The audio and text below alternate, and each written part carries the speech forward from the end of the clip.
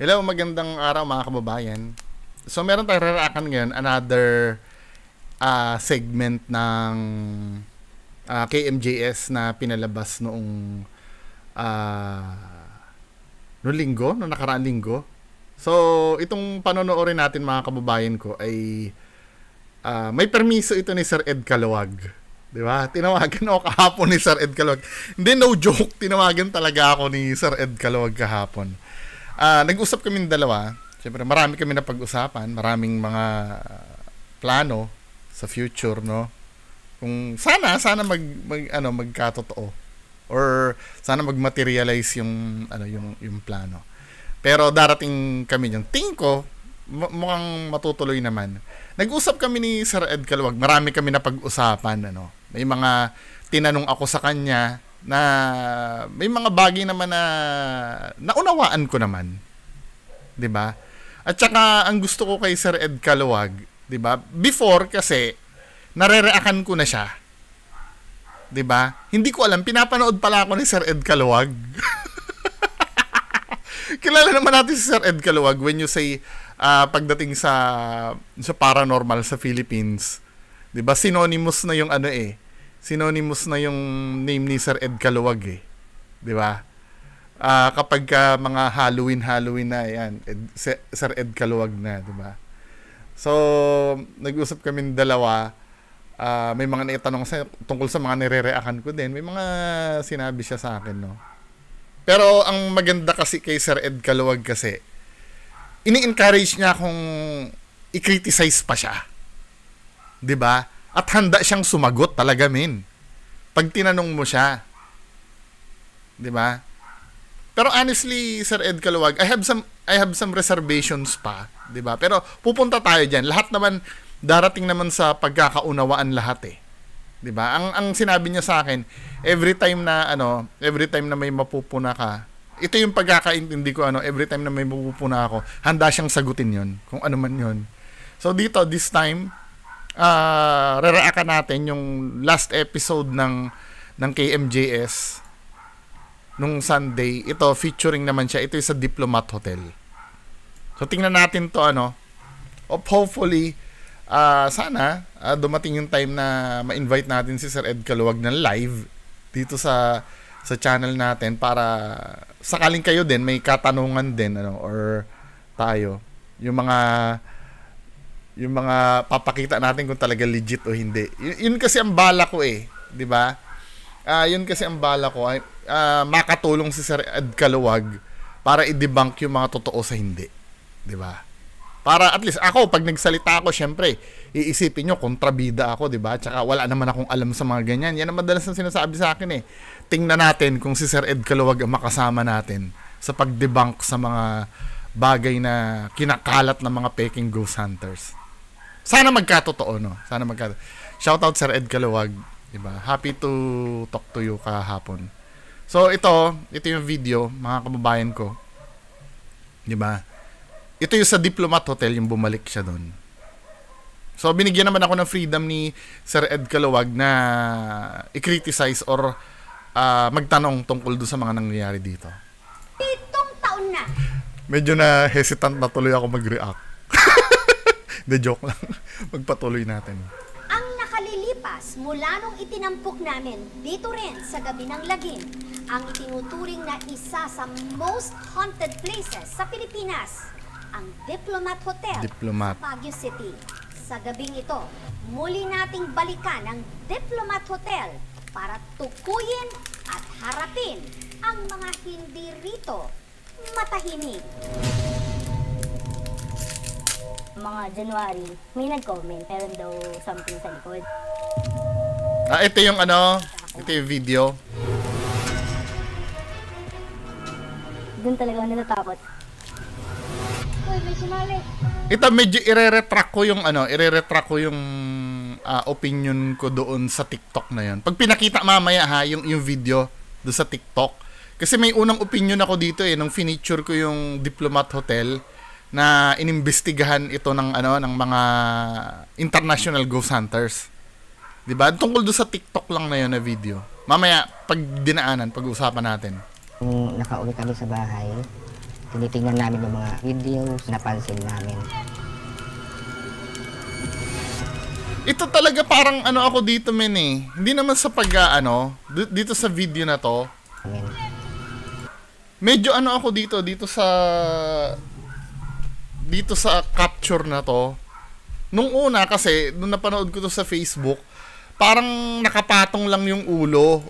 Ay, gumalaw men. Oo nga no. Hindi ko napansin yun nung una napanood ko. Gumalaw pala siya. Napansin namin. Oo, gumalaw nga. Dumungaw ng ganon. Akala ko kasi, part lang ito nung nung likod. Pero, I don't know, baka sa movement ng camera, slow motion nga natin. Pero gumalaw siya eh. Oo, gumalaw siya men eh, oh. Parang humaba siya. Di ba? Na may nakadungaw.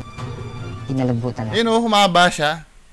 Nung una, ang pagkakaintindi ko kasi, parang ang linaw niya kasi kumpara dun sa mga background. O nga no, humaba siya. O dahil lang sa movement ng camera, kaya mukhang humaba. Hindi no? Talagang humaba siya men eh. Na may nakadungaw. Kinalabutan na. Oo nga no. Pero tingnan natin, may analysis ba dito yung mga video expert? Tingnan natin Marami. Pwede mo kasing isipin talaga na Madre talaga.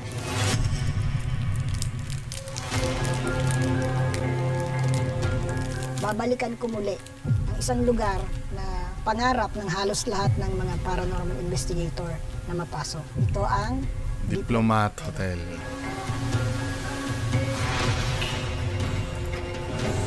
sino ba sila at anong rason bakit nandun sila. Hopefully, kahit alin doon masagot. Kasi yun yung gusto kong magkaroon ng... Ang criticism lang ayoko lang sa ginagawa ng GMA. Yung masyado naman nilang masyado naman lang ine-exage yung reenactment. 'Di ba? Hindi, I know mga taga GMA, I know gusto nyo lang naman na maging nakakatakot talaga yung experience. Kaya lang men, 'di ba? Sana medyo hinay-hinay kung ano yung i-reenact, yung ayon lang doon sa kwento. 'Di ba? Wag naman yung masyado namang to. Yung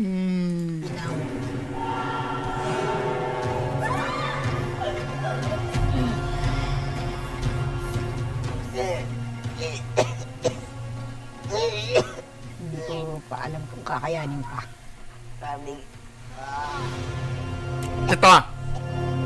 Ito kukunin ko yung madalas sa criticism ko ganito. 'Di ba may nararamdaman na yung halimbawa, kahit hindi si Sir Ed Caluwag, katulad na pag-usapan namin ni Sir Ed Caluwag yung yung kay Ana de la Cruz. Ang sabi ko kasi doon, dapat hindi muna sinasabi yung mangyayari bago pa. Siyempre, mako-contaminate yun eh.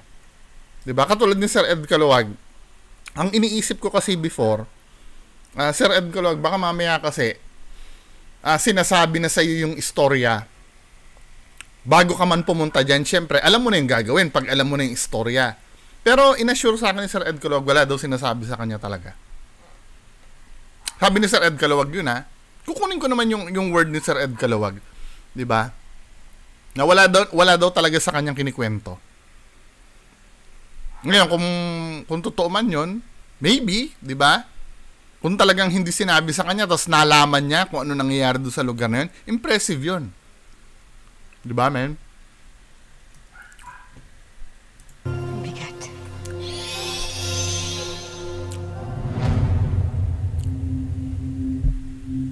Sa tuktok ng isang burol sa Baguio City, nakatindig ang Diplomat Hotel. May nagtatanong, bakit ganyan ka mag-react? Ganyan yung screen mo. Ganito po talaga ako mag-react. Alam niyo na, di ba? Para pumasok tayo sa Ferius. GMA yan eh. Parang payapa. Pero para sa ilang mga nakapunta na rito, imbes na makahanap sila rito ng kapayapaan, Bulabog daw sila. Hindi, actually. Hindi, ito lang ha. Ano ba talaga naman ang reason mo bakit pupunta ka dyan? Sa Diplomat. Unang-una, balita naman na isa sa most haunted place yan sa Pilipinas. Siyempre, ini-expect mo na may kababalaghan dyan. Ano ba? Kaya ka nga pumunta dyan eh. Magtutuloy natin. Gaya ng grupo ni Iya. December 3, 2022. Lahat ng pinupuntahan namin lugar, nagti-TikTok kami. So dito sa Diplomat, para lang makumpleto is nag-TikTok kami. So ito yan ano? Yung TikTok video. May nag-comment. Parang meron daw something sa likod. Nilagay ko sa slow-mo para makita lalo kung ano yung nasa video. Ayun o. And then ayun nga, may nakita akong anino. Ito yung theory ko kasi before. Buo yung... Diba? Ito yung theory ko before. Baka mamaya kasi ito, may yung source of light kasi nila mga kababayan ko. Nandito eh. So pagka tumama yung ilaw dito, magkakas sila ng shadow na papunta din doon. Iniisip ko kasi, alisin muna natin yung sound ha. Iniisip ko kasi dito ha, habang sumasayaw sila, may dumaan din dito sa likod na kung sino man. Kaya nag-cast ng shadow papunta doon. Pero ito yung problem. 'Di ba? Ito yung unang theory ko. Kaya i-retract ko eh. Ito yung problem kasi. 'Di ba? Pag nag-cast ng shadow yan, dapat pati sahig meron. Katulad nito, 'di ba? Nag-cast sila ng shadow, yung sahig from sa kanila, nagdudugsong yung shadow. Same dito sa pader na to. 'Di ba? Natama na ilaw to, magkakas ng shadow mula dito papunta doon. Pero itong itong nakuha sa video, 'di ba, kung ito ay shadow lang ng nasa likod ng dapat sa sahig kita 'yan. 'Di ba? Ito dapat dito pa lang mula pa lang dito sa sahig na to papunta doon, kita na dapat yung shadow nung nasa likod. Pero doon lang talaga siya eh. Kaya nire-retract ko yung unang criticism ko na ito ay shadow. Kung ano yon, hindi ko alam. Unexplainable. 'Di ba? Pero kung i-analyze to ng mga video expert, pakinggan natin. Ma-analyze ba dito o hindi? Panoorin na lang natin mga kababayan ko kung ano yung sasabihin.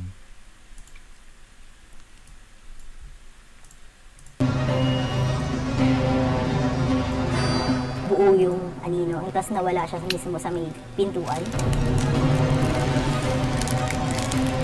Pag tinignan mo kasi siya ng malapitan tapos yung suot niya, pwede mo kasing isipin talaga na madre siya.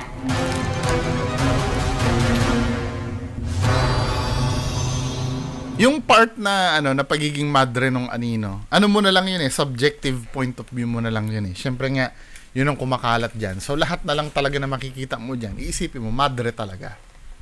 'Di ba? Dito kami nag-TikTok, nandito ako mismo. And then yung shadow namin is pag ganun. Kung may shadow dito, katulad ng kinakas na shadow ko sa wall, makikita mo dapat na may tao dito. Pero dun sa TikTok namin, wala. Pero sa dulo ng TikTok namin, dun sa part dito. Sorry, kinikilabutan ako. Pinuntahan niya pa eh, no? Biglang sinakmal si ate eh. O yan po ba, hanggang dito na lang ako. Ayoko na pumunta sa pinto. Sa kalagitnaan ng interview ng aming team kay Iya, laking pagtataka ng lahat nung ang isa naming kasama sa shoot bigla na lang nawala. Isang kasama na kasama nyo talaga o kasama ni Ma'am Iya? Yung nagti-TikTok. Dapat nililinaw eh, no? At pagbalik nito, meron na siyang daladalang holy water. At talagang kitang-kita ko kanina, black, na parang lumipad lang siyang pag ganun. Alam mo, totoo yan. Hindi, sa totoo lang, totoo yan. 'Di ba? Yung video ni Ma'am Diwata, yung asawa ni Sir Hiwaga, nakaka-capture ng ng lumilipad talaga na black eh. Papakita ko kay Sir Ed Kaluwag yun. Tingnan natin kung ano masasabi niya. 'Di ba? kahit pa paano din naman, may nakuha sila Ma'am Diwata dyan. Ang turistang si Denny naman, paborito raw talagang pasyalan ng Baguio. Every uwi ng bayaw ko kasi birthday niya. Lagi kaming pumupunta ng Baguio. So naisipan namin dito pumasyal. Maaga kaming pumunta dito noon eh.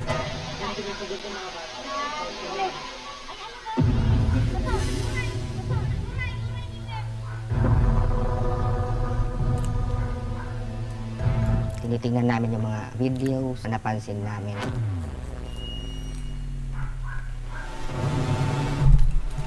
May nakadungaw.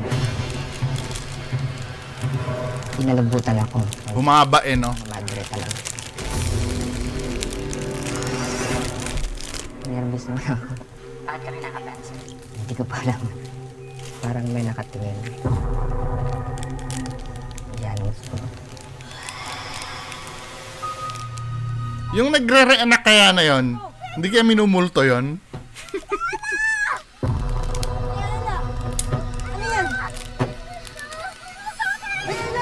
Ganyan ba sila ka ano noon? Ganyan ba sila ka... Diyos ko naman. Kayo naman, masyado naman kayo. Lumabas kami dito sa diplomat. Yung bata, biglang nagsuka. Uwi ng kapatid. Nervous ako. Sige, relax ka lang, sir. Parang pinipigilan ako. Sa paglilibot ng aming team, kasama Bagay, kinuwento niya naman, nagsuka talaga. ibang boses din silang narinig.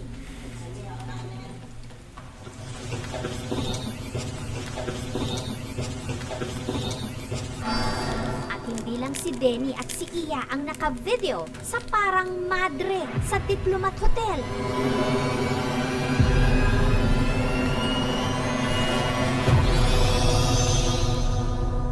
May kilabutan ako ah. Hindi, ito. Iba. Ulitin nga natin. Lang sa Diplomat Hotel. Ganun na kung Ba't hindi na inelaborate kung ano yan, yung nakita na yan, men? Ito, wait lang. kadre sa Diplomat Hotel. Ito, wala akong tiwala dito eh. Ayun o, hindi, feeling ko hindi madre yon. Ulitin nga natin yon. Ito si post natin. Feeling ko hindi madre yon, parang katulad nitong kabila oh. Tignan mo yung kabilang ito. Parang same lang sila kasi yung light nga, 'di ba? I-zoom nga natin. Feeling ko hindi naman ano to, hindi multo. Feeling ko lang ha. Hindi siya multo. Ako sa akin lang. Eh kayo, anong tingin niyo diyan, multo ba 'yan? Ano lang 'yan, nailawan lang siguro. Kasi nga madilim sa loob, 'di ba? Baka hindi multo.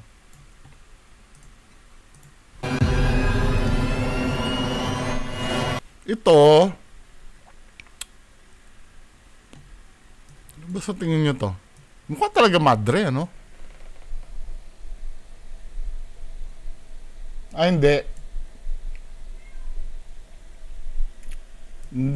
Hindi siya, ano. Dapat para ma-debunk to kung totoo hindi. Excuse me. Para ma-debunk yan kung totoo hindi, dapat binabalikan nila yan eh. Yung mga i-recreate nila yung ano, yung eksena. Ito kasi mukha lang talaga siyang madre, pero ito kasi parang shadow siya eh. Kasi kita mo parang pag ganun yung dating niya eh, parang ano yung distorted na madre. Then itong supposed to be ulo, di ba parang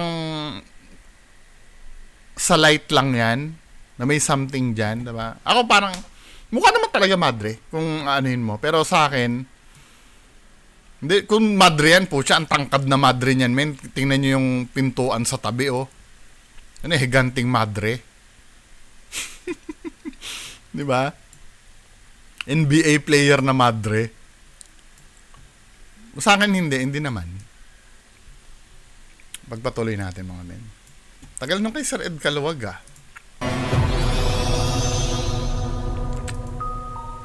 Kung ang iba, bibisita lang sa Diplomat Hotel, ganun na kung kabahan, paano pa kaya kung ikaw ang nakaatang na gabi-gabi ritong magbabantay. Mga guard.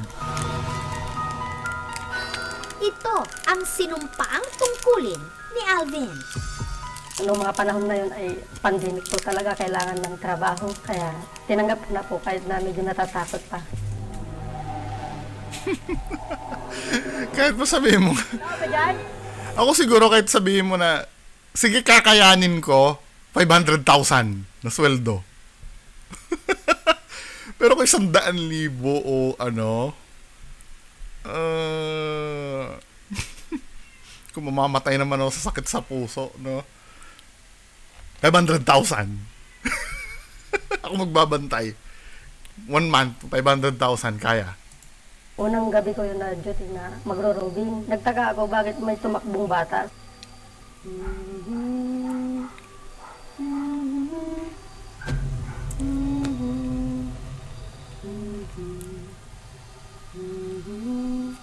Ito yung ano na yan, yung pagkuha ng cellphone na yan, nakakainis eh. Uy, gwardiya, naka-iPhone, no? Naka-iPhone si kuya, gwardiya, men. Yung cellphone ni kuya, iPhone, ano pa, 14 Max pa yata.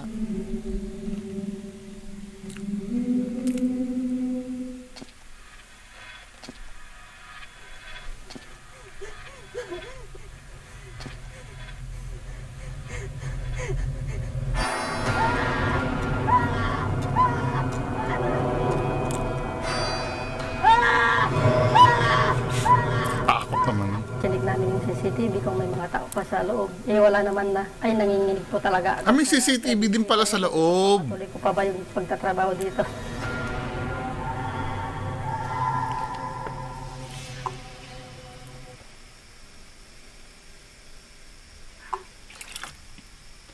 May CCTV pala sa loob eh.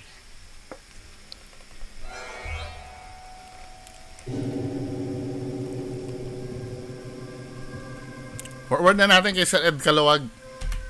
Ma-overtime na naman tayo eh. Puro mga reenactment lang naman.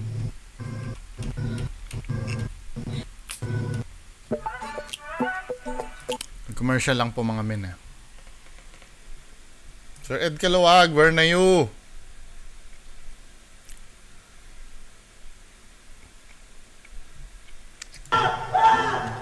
Pakikita ko yun. Nung ang baba,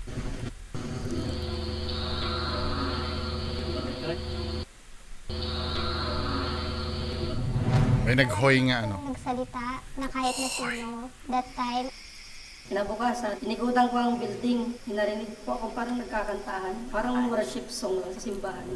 ang sinasabing boses ng kumakanta na i-record din nila sa kwarto kung saan daw ito unang narinig ni Alvin. Pakinggang mabuti. Ano yan? Ano nangyari doon? Oo nga no? sigurado po ako na walang kumakanta or nag-hum sa team. Kasi Nag-hum? Oo nga no?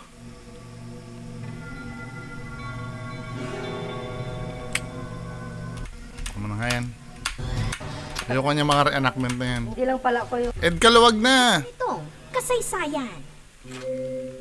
Taong 1913, sinimulan ang construction ng Dominican Hill Retreat House. 1913. Nagsilbi itong bahay bakasyonan ng mga pare at madring Dominican. nung bata pa kami, nakatira dito ang mga pare. Ang mga itsura nila parang mga monks. May mga madre din pumupunta. Pero noong World War II, ang bahay bakasyonan sinalakay at ginawang kuta ng mga Hapon.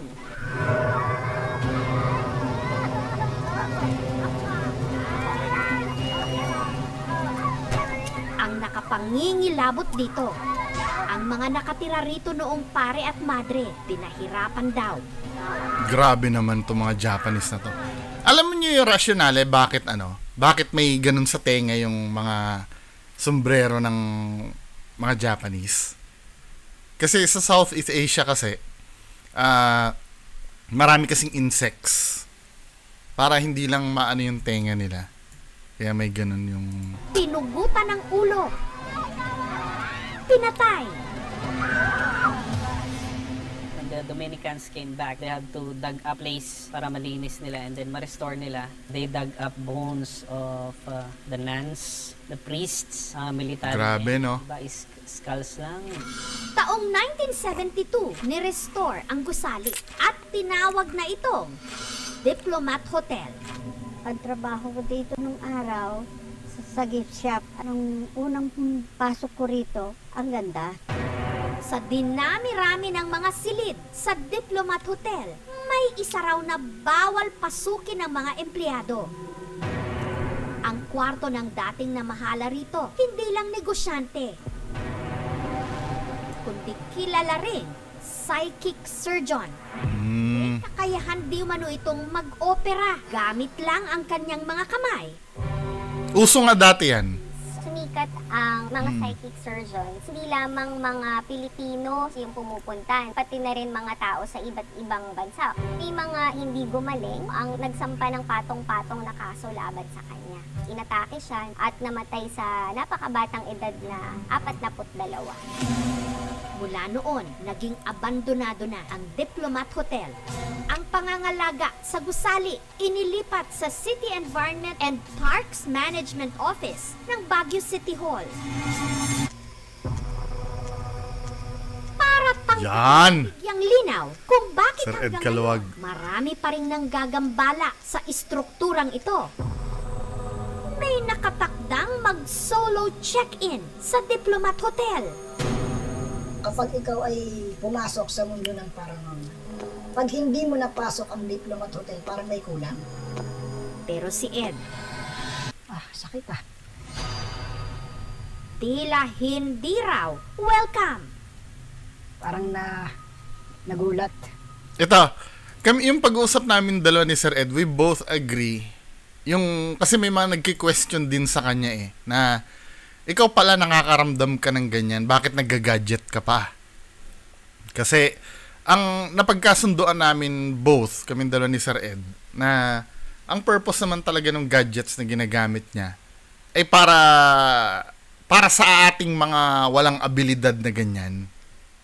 'Di ba?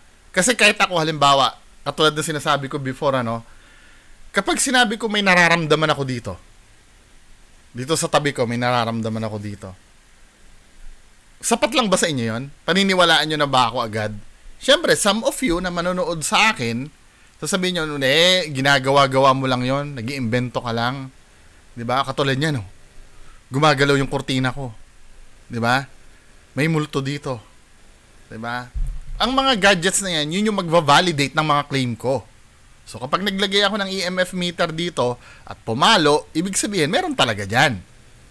Then, pagka chinek ko na naman mamaya, wala na. Ibig sabihin, talaga yung may energy talagang pumunta dyan. Or, maglalagay ako ng voice recorder dyan, may marirecord kami. Diba? Mababalidate yung claim ko. Yun ang silbi ng mga gadgets na ginagamit. Diba? Kasi madali lang yun Tinan mo ha, hindi naman, with all due respect naman kay Ma'am Ana de la Cruz.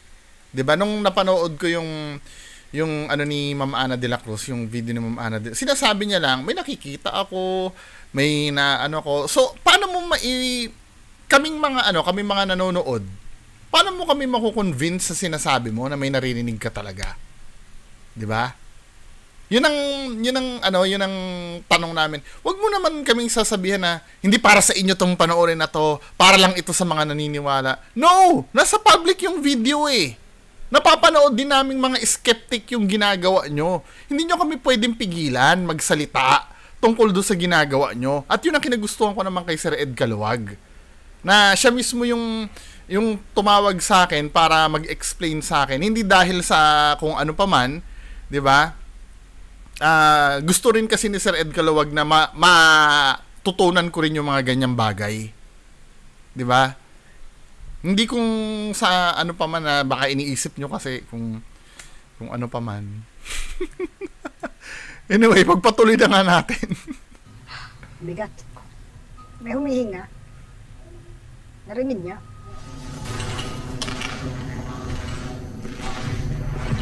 Sunod niyang pinuntahan ang fountain kung saan daw nahukay ang sinasabing mga kalansay. Ano pong pangalan niya? Sister?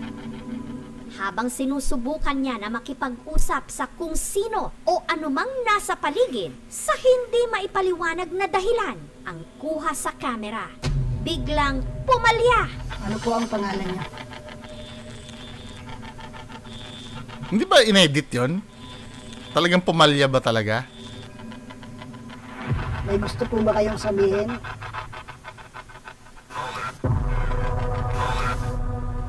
Ay, pusa. Oh, kung napapansin nyo ha, ang gamit kasi ni Sir Ed, bagamat apps ng cellphone, yung gamit niya, pero ang gamit niya kasi, yung spirit box. Di ba ang mga cellphone natin, lalo na yung mga Android, sa iPhone, alam ko wala eh. Sa Android kasi may FM receiver to, may FM ba to? Tingnan ko lang ha. FM. Ay, wala palang FM to. Yung may mga cellphone na may FM ang ginagamit nun yung receiver ng FM. So kahit papaano medyo legit yung spirit box na yon. Pagka ganun, dahil nakikita niyo na may static Pero pag ang gamit yung mga ghost tube, 'di ba? Parang medyo yun. Sino ka? Hindi ka ang gusto kong makausap. Sino ka? Sagutin mo ako. Ayun nag-i-is ka ng radio frequency. Mas parang demonic entities eh. Sabi niyong madre kanina, yung balon na kung saan kami pinatay, doon sila sinasabit sa puno at saka sinasaksak. Ito yung puno. Ito yung balon. Sakit. Huh. Sister, huwag kang matakot. Gusto kitang makausap. Sino ang kinatatakutan niyo? Nandyan.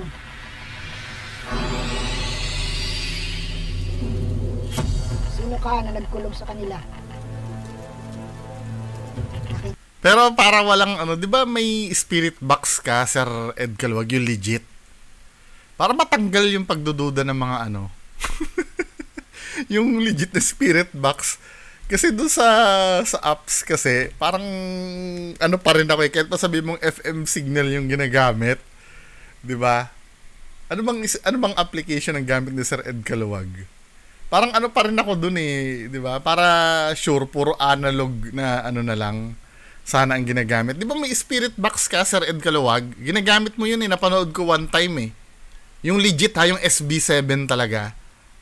Kasi pag cellphone app, parang din ako Pero, to be fair naman, yung sinasabi sa cellphone app, Tagalog. Ang tanong, yung mga Dominican ba na madre, nagtatagalog ba yun before? Noong nandyan sila? Natuto ba sila magtagalog? Paki-comment nga sa baba, mga kababayan ko. Ako yung mga alaga mo. Kaya kilala kita. The problem is, siya yung klase ng demons na hindi mo pwedeng i-announce yung pangalan. Baka maraming makakarinig, banggitin nila yung pangalan, so maraming pwedeng maapektuhan. Sa patuloy na pag-iikot ni Ed sa Diplomat Hotel, sino kasama ni Sir Ed? iba pa siyang mga nakita. Batang babae, bakit hinahanap mo ang nanay mo? Hanggang sa nai-record nila ang isang tugon. Anong it's hell? Wala akong pakialam sa'yo. Hindi ikaw ang kinakausap ko. Anong it's hell?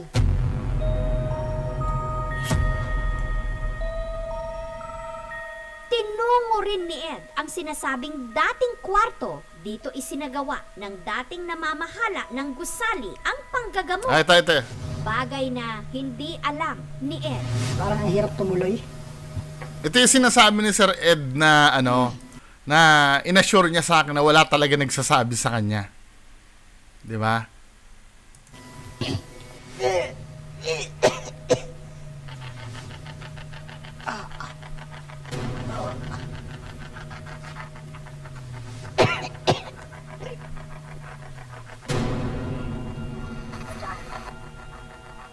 Saan? Nasaan siya? Dito ba? Diyan ba ginamot? Diyan kayo nagagamutan? Diyan yung mga namatay. If legit yung spirit, para sa akin, if legit yung spirit na pumapasok do sa spirit box niya, kasi Tagalog men eh. Malamang hindi madre yon kung Tagalog. Hindi, wait lang ha. Katulad ng tanong ko kanina, nagtatagalog ba yung mga madre dyan nung araw? Kasi nasa Philippines sila, malamang alam na nila yung language natin or ano? Pakiklaro ha, kasi mga Dominican yun nandyan, di ba? Kaming,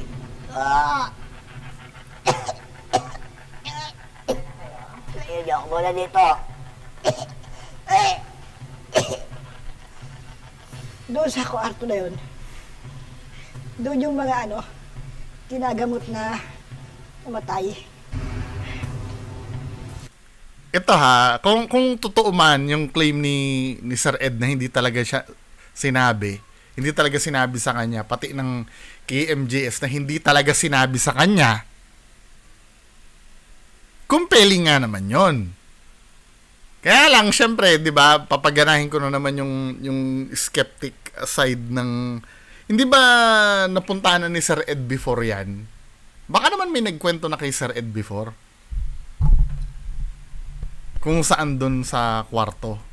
Pwedeng ganun mangyari, Hindi ko dinidiscredit yung sinasabi ni Sir Ed, no? Pero, pwede kasi mangyari din yun eh.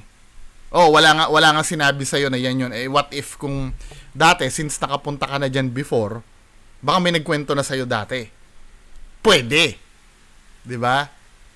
Pero again, diba? Kung talagang, hindi naman talaga alam ni Sir Ed yun, maybe compelling yung inaano niya. Yan, sa room na yan.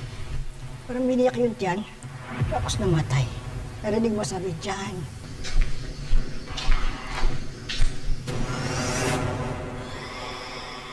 Hindi kaya ng dire-diretso. Mga sumisigaw pa rin hanggang ngayon. Hindi ba yun? Sila lang yun? Sa lahat ng mga na-investigate ko with KM, iba yung pakaramdam dito. Hindi ko pa alam kung kakayanin pa. Matapos ang unang gabi ng paranormal investigation, si Ed nahirapan daw makatulog. Every time na pipikit ako, nakikita ko yung loob ng diplomat.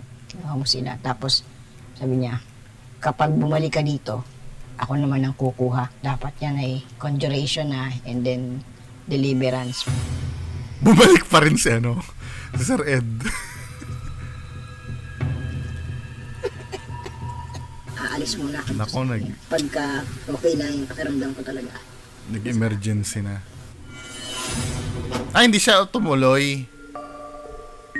Sa layuning matulungan ang mga kaluluwang hindi matahimik, si Ed muling bumalik sa Diplomat Hotel. Bumalik. Kakataong ito, kasama na ang isang deliverance minister. Pagka pupunta po kami doon, i-anoint yung place. Kung pwede, hindi na manggagambala.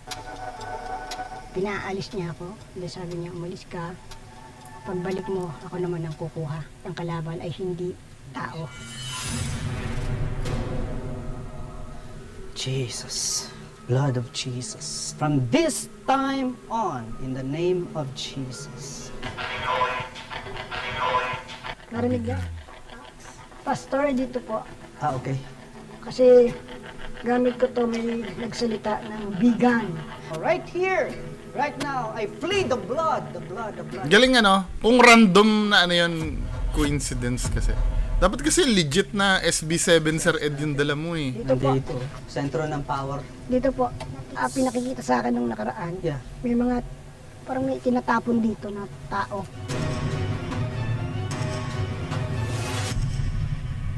Oh. Isang nakita ko yung dito. Yung bakal, parang sinadyasang ilitaw, pero inverted yung cross. This one. Oh, yeah. You plead the blood of Jesus. Let your presence, Holy Spirit, come right now.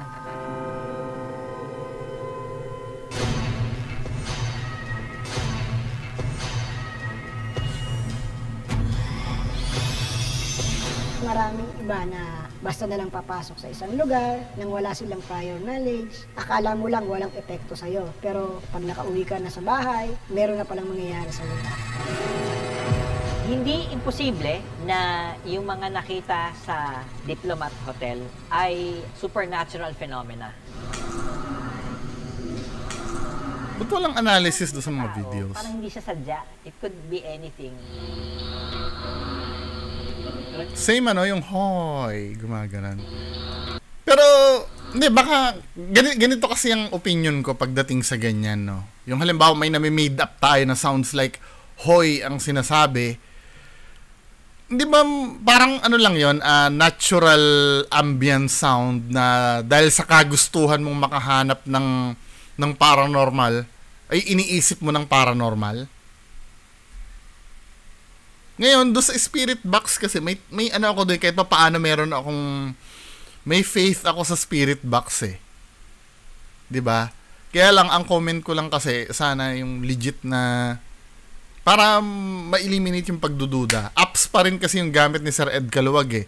Pero tingin ko, pwede naman yun kasi may FM radio ang cellphone eh. Pwede ka mag-install ng application doon na nagsusweep ng ng sounds. Pwede. Kaya lang, syempre, 'di ba? Para matanggal na lang yung agam-agam, dapat yung legit na SB7 lang yung gamitin.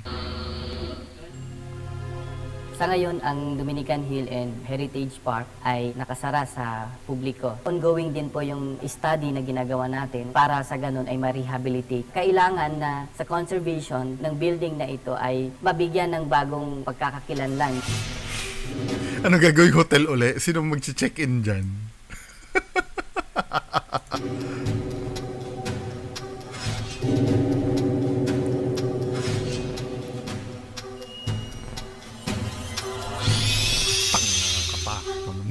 Thank you so much. Okay, mga kababayan ko, yan lang yung napag-usapan natin. Hindi ito inuulit ko, matagal ko naman sinasabi to eh. Hindi ko naman sinasabi na hindi nag-i-exist ang multo. Or yung mga kahit ano. Actually, matagal ako, believer ako na multo noon pa. Noon pa talaga. Pero pagdating doon sa mga engkanto, kapre, aswang, kung tatanungin nyo ako kung totoo sila o hindi, hindi ko alam. Malay mo totoo, malay mo hindi. 'Di ba? Hindi ko pa naman, wala pa kasi ako nakikitang solid na proof eh. Unlike yung mga ghosts talaga, 'di ba? Para sa akin kasi, kung totoo yung mga kapre, kung totoo yung multo. Ito tanong lang naman, bakit wala sa Amerika na kapre? May duwende ba sa Amerika? Meron siguro pero iba yung interpretation sa culture nila. 'Di ba? 'Di ba nag-exist naman ang fairy sa Amerika? Pero yung aswang, meron ba sa Amerikang aswang? Pero tingnan natin lahat naman tayo open naman sa mga ganyang bagay eh. So ito lang muna na pag-usapan natin ngayon. Maraming salamat po. Bye-bye.